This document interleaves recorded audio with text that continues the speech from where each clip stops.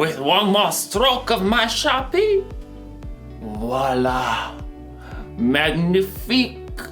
My self-portrait is complete. Mwah! Mwah! Mwah! Oh, hey guys, didn't see you there. It's me, Jacob. Wait until you see my masterpiece. It's, in a word, indescribable. Wait, can you tell which one is even the real me? Yeah, we have the same smile. Okay, maybe painting's not my thing, but that doesn't mean I'm not filled with creativity. Creativity is imagining what you could do because you were made in God's image. So even though I may not be a very gifted portraitist, clearly, I am still a masterpiece. I'm smiling mysteriously because no one knows I put salt in the sugar bowl. But really, I'm a masterpiece because I was made by God. And you know what else? You are a masterpiece because you were made by God. The creator of the entire universe took the time to paint you. And you are unique. You have unique fingerprints and toe prints and a unique tongue print. So what does that mean for you now that you know you're a masterpiece? What do we do now? You'll find out in today's story. See you in a few. Oh, you're leaving? Okay, I'll just hang here on the wall because I'm just a painting. Okay, this is getting creepy, right? Is this creepy or funny? No, it's creepy. This is creepy. I'm sorry. This is creepy. The Bible. It's 66 books of history, stories, letters, and poetry that fit together to form God's one big story. The epic adventure of how He created us and loves us so much that He made a way to rescue us. As we travel through the Bible, from Genesis to Revelation, we discover people who met God and found their lives changed forever. Now, for an amazing story, inspired by the book of Ephesians, chapter 2, verse 10. When the Apostle Paul wrote his letter to the believers in Ephesus, he told them, "We are God's creation. He created us to belong to Christ Jesus. Now we can do good works. Long ago, God prepared these works for us to do." Let's see how that might play out in someone's life today. Nora Gray followed her older cousin, Sadie, around the pottery studio. Clay dust danced in the sunbeams from high up windows. So I just stay at the desk? Working at the Earth and Fire studio was Nora's first real job, and she wanted to get it right.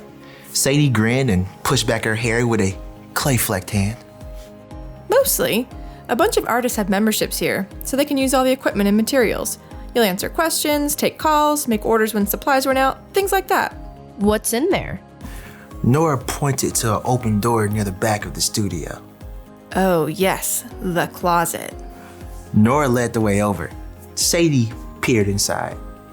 Wow.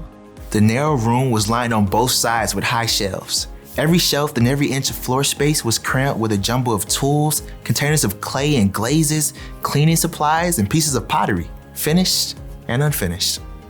How do you find anything? So many people use the closet. Everyone just kind of has their own system. Nora didn't think the disaster in the closet qualified as a system, but before she could say anything... Oh, I gotta take this. Hello? Oh, hold on a sec. Where did I put my pen? Frazzled, Sadie checked her pockets. Nora quickly pulled a pen and notepad out of her neatly organized backpack. Would this work? Sadie snatched the pen and paper, mouthing, "Thank you," and headed for the desk. Nora surveyed the room. There were at least a dozen artists at work. "You a potter too?"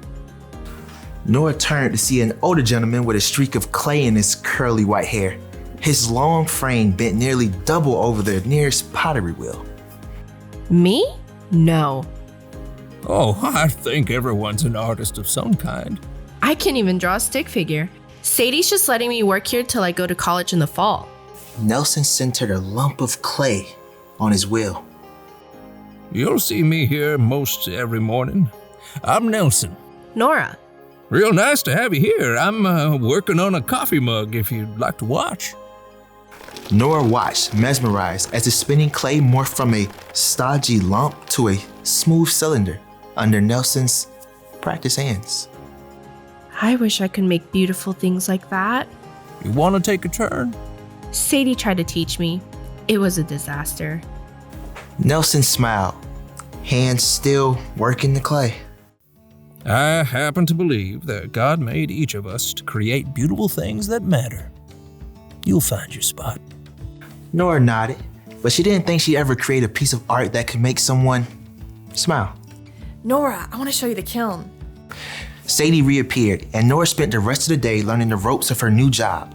By early evening, the studio had cleared out.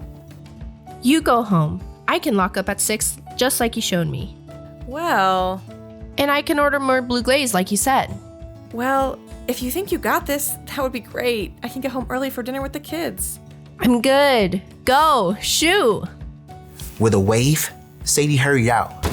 Nora opened the supplier's webpage and started an order for glaze. I bet there's still blue glaze in the closet somewhere. Nora opened the door and clicked on the light. The mess looked even worse than it had that morning. Is this glaze? Oh, it's those cans. And there's some over here and up there. Nora edged her way around, collecting cans. There's no way to know what's really here unless I can get it all together. I should clear a space. And I should stack those crates to group the colors. Every time Nora moved one can or tool, she discovered 6 more that needed a place to go. All the cleaning supplies can go down here, modeling tools and loops over there by the door. That's definitely trash. Oh, and there should be a spot for each artist to put their pieces that still need to be glazed. One thing led to another, and another, and another. Nora finally realized she was hungry. Where did I set my phone? Oh, here. 9:30. Nora had been so focused on organizing the closet, she had completely lost track of time. She glanced with satisfaction at the crate containing 5 cans of blue glaze. At least I don't need to order more glaze. The next morning, Nora arrived a few minutes late. She rushed in, apologetic. I'm so sorry, Sadie. Nora broke off as she saw Sadie, Nelson, and several other artists grouped around the closet door. Nora, did you do this? Yeah. I should have asked. Nora, this is amazing! Nora took a step forward to take a good look at what she's done. Glazes and clay, tools and supplies, everything had its own spot in a orderly rhythm. With the morning light streaming in, it did look pretty cool. Nelson grinned. Oh, it's beautiful, Nora. A real work of art. A younger woman with hair knotted on top of her head chimed in. Plus, we can find stuff now. I thought I'd lost this set of mugs. You've made our work a lot easier. Really? I guess. I thought anyone could do this. No way. You have a real gift. Can I organize the front desk? Please, I'm raising your pay. Nora happily tackled her next project, a well-organized desk. She was grateful to discover the truth of Ephesians 2:10 in her own life. We are God's creation. He created us to belong to Christ Jesus. Now, we can do good works. Long ago, God prepared these works for us to do.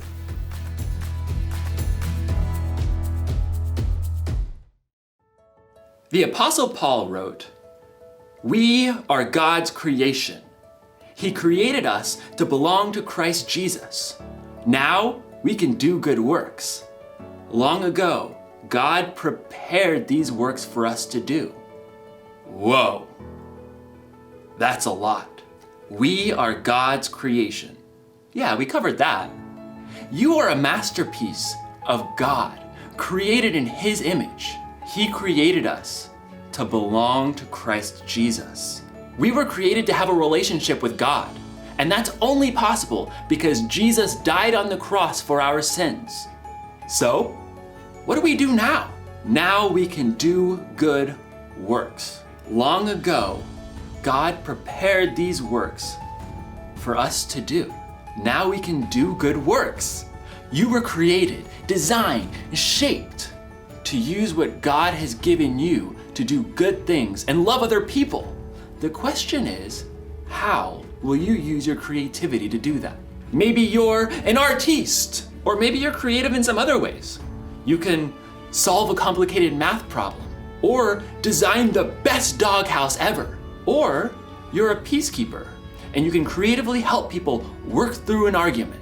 There are so many different ways to be creative, and I know you're creative because God made you in His image, and no one's more creative than Him. So here's the thing to remember today.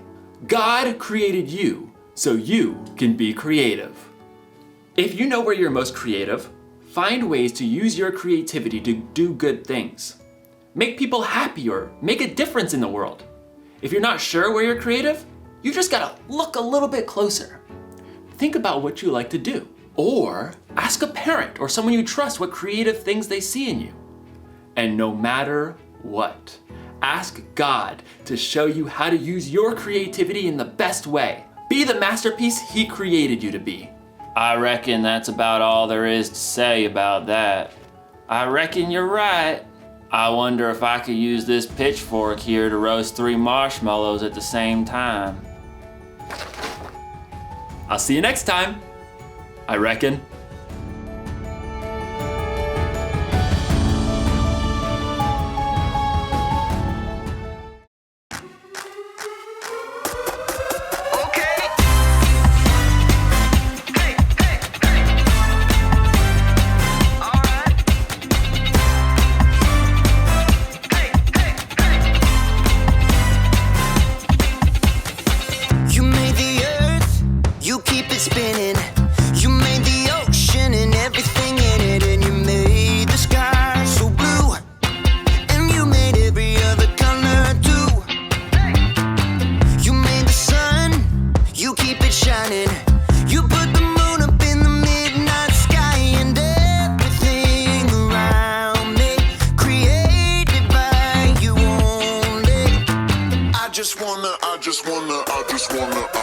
I just wanna thank you 'cause everything you made is so beautiful.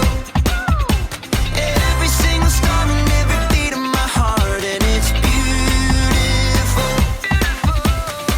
You made my feet, you made my hands, you made me sing and you make me dance, 'cause your love is all around me, and your love is so astounding. I just wanna thank you 'cause everything you made is so beautiful. Every single star and every beat of my heart, and it's beautiful. Here we go, break it down now. Everything you created with your imagination is wonderful and good, wonderful and good. You're my inspiration beyond all explanation. You're wonderful and good, you're wonderful and good. Everything you created with your imagination is wonderful and good, wonderful and good. You're my inspiration beyond all explanation. You're wonderful and good, you're wonderful and good. I just wanna